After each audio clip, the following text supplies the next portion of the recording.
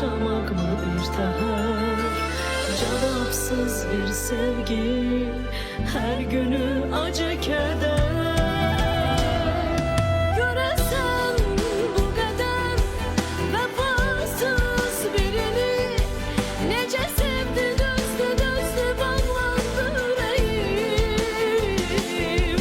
Her anı kederle dolu bu sevgide, hiç yüzü gülmedi ağladı yüreğim. Göresen bu kadar vefasız birini, nece sevdi dözdü dözdü bağlandı yüreğim.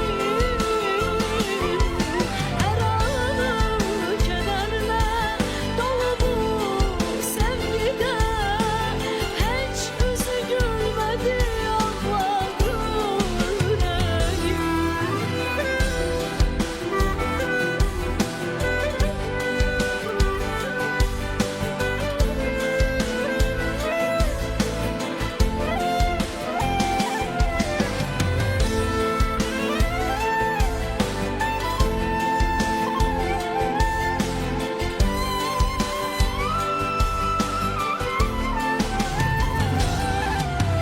Bir dünya kadar sevdim seni ben, bir damla eşki mənə kıymadın.